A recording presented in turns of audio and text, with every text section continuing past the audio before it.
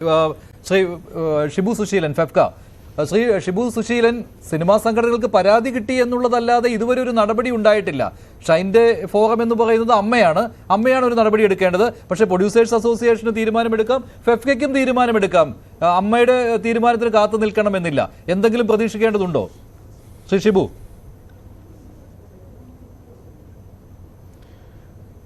അതായത് നമ്മളിതൊക്കെ കേൾക്കാൻ തുടങ്ങിയിട്ട് സിനിമാ സെറ്റിലെ കാര്യങ്ങളും മറ്റുമൊക്കെ കേൾക്കാൻ തുടങ്ങിയിട്ട് കുറേ കാലമായി. എനിക്ക് തോന്നുന്നത് നമ്മൾ ഈ പറയുന്ന ആർട്ടിസ്റ്റുകൾ, പ്രശ്നമുള്ള ആർട്ടിസ്റ്റുകളെയോ ടെക്നീഷ്യൻസിനെയോ വീണ്ടും സിനിമ എടുക്കുന്നത് അത് ടെക്നീഷ്യൻസും ഈ പ്രൊഡ്യൂസേഴ്സും എല്ലാവരും കൂടെ ചേർന്ന് തന്നെയാണ്. അപ്പോൾ വിലക്കൽ എന്നുള്ളതിനേക്കാൾ അവരെ വെച്ച് പടം എടുക്കുന്നില്ല എന്ന് തീരുമാനിക്കുന്നതാണ് ഏറ്റവും നല്ലത്. അല്ലാതെ നമ്മൾ ഒരാളെ വിലക്കിയിട്ട് വിലക്ക് കുറച്ചാളുണ്ടാവും, അത് കഴിഞ്ഞ് വിലക്ക് മാറും, വീണ്ടും അവരെ വെച്ച് പടം എടുക്കും. അതിലൊന്നുമല്ല കാര്യം. നമുക്ക് നമ്മുടെ സെറ്റ് കംഫർട്ടല്ലാത്ത സെറ്റുകളിലേക്ക് ഇങ്ങനെയുള്ള ആൾക്കാരെ നമ്മൾ ഉൾപ്പെടുത്താതെ ഇരിക്കാൻ ശ്രമിക്കുക. അല്ലാതെ നമ്മൾ ഈ ഒരാളെ ഇതിനു മുൻപ് നമ്മൾ സൂപ്പർ താരങ്ങളെ വിമർശിച്ചു എന്ന് പറഞ്ഞ് ബഹുമാനായ നടൻ തിലകനെതിരെ നടപടിയെടുത്ത സംഘടന ഇവിടെയുണ്ട്.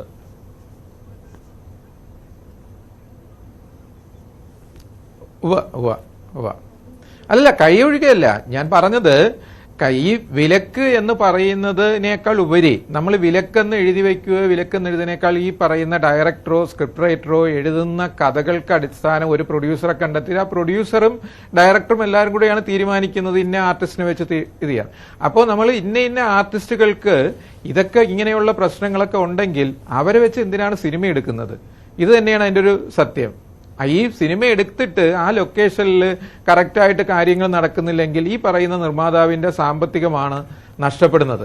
ഒരു സെറ്റിൽ നിന്ന് ഒരാളെ അറസ്റ്റ് ചെയ്തുകൊണ്ട് ആൾ ഷൂട്ട് ചെയ്തു, ഒരു 10 ദിവസം കഴിഞ്ഞപ്പോൾ ഒരാളെ അറസ്റ്റ് ചെയ്താൽ ആ പ്രൊഡ്യൂസറുടെ അവസ്ഥ എന്തായിരിക്കും? ആ പ്രോജക്റ്റിന്റെ അവസ്ഥ എന്തായിരിക്കും? ഇതെല്ലാം നമ്മൾ പ്രോജക്റ്റ് തുടങ്ങുന്നതിന് മുമ്പാണ് ആലോചിക്കേണ്ടത്. ഇങ്ങനെയുള്ള പ്രശ്നങ്ങളുള്ളവരെ എന്തിനാണ് നിങ്ങൾ പടം ചെയ്യാനായിട്ട് വിളിക്കുന്നത്? അല്ലാതെ നമ്മൾ ഒരു സംഘടന തീരുമാനിക്കുന്നു. അപ്പോൾ ഈ സംഘടനയിൽ മാത്രം തീരുമാനം എടുത്തിട്ട് കാര്യമില്ല. സംഘടനയിൽ പുറമേ ഉള്ളവരുമുണ്ട്, അവരും സിനിമ ചെയ്യാറുണ്ട്. നമ്മൾ വ്യക്തിപരമായിട്ട് സിനിമ എടുക്കാൻ വരുന്നവരാണ് തീരുമാനിക്കേണ്ടത്. അതാണ് എന്റെ ഒരു അഭിപ്രായം. നമ്മൾ തീരുമാനിക്കണം. അങ്ങനെയുള്ളവർ ഒഴിവാക്കി നിർത്തണമെങ്കിൽ ഒഴിവാക്കി നിർത്തുക. പരാതി നൽകിയിട്ടുണ്ട്. ആ പരാതി നിസ്സാരമായ ഒന്നല്ല. അത്രയും മോശം പെരുമാറ്റം ഷൈൻ ടോം ചാക്കോയിൽ നിന്ന് ആ സെറ്റിൽ ഉണ്ടായിട്ടുണ്ട്. അത് സെറ്റിലെ സംവിധായകനായ യൂജിൻ ജോസ് അത് സമ്മതിക്കുന്നില്ല എങ്കിൽ പോലും അപ്പോൾ സംഘടനകൾക്ക് ഈ പരാതി എടുത്ത് അട്ടത്ത് വെച്ചിട്ട് നിൽക്കാൻ പറ്റുകയില്ലല്ലോ. അല്ല, കൃത്യമായിട്ടും പരാതി പരിശോധിക്കുകയും അത് ഫിലിം ചേംബറിലാണ് എനിക്ക് തോന്നുന്നത് അവർ പരാതി കൊടുത്തിരിക്കുന്നത്. അമ്മയിലും പരാതി കൊടുത്തിരിക്കുന്നു എന്നാണ് അറിഞ്ഞത്.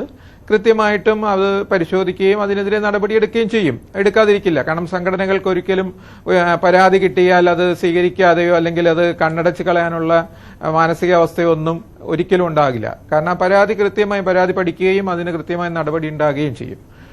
പിന്നെ നമ്മൾ ഇതില് ഒരു സെറ്റില് ഉണ്ടാകുന്ന ഇഷ്യൂസ് നമ്മൾ അവിടെ ആ ഒരു സെറ്റിൽ നടക്കുമ്പോഴത്തേക്ക് ചിലപ്പോൾ നമ്മുടെ ഈ പറയുന്ന നടി പറയാതിരുന്നത് ആ സെറ്റ് അവിടുത്തെ ലൊക്കേഷനിലുള്ള കാര്യങ്ങൾ ആ ലൊക്കേഷനിൽ തന്നെ പറഞ്ഞിട്ടുണ്ടാവും. പറഞ്ഞ് അവിടെ പരിഹരിച്ചു പോയിട്ടായിരിക്കും ആ പടം ഷൂട്ട് കംപ്ലീറ്റ് ചെയ്തിട്ടുണ്ടാവുക. അതിനു മുമ്പ് ഈ ഷൂട്ട് നടക്കുന്ന സമയത്തൊന്നും ഒരു പരാതിയും സംഘടനകൾക്ക് കിട്ടിയതായിട്ട് എന്റെ അറിവിലില്ല. അല്ല, സംഘടനകളിലേക്ക് പരാതി വന്നത് ഇപ്പോഴാണ്. ആ സമയത്തൊന്നും പരാതി വന്നിട്ടില്ല. ശ്രീ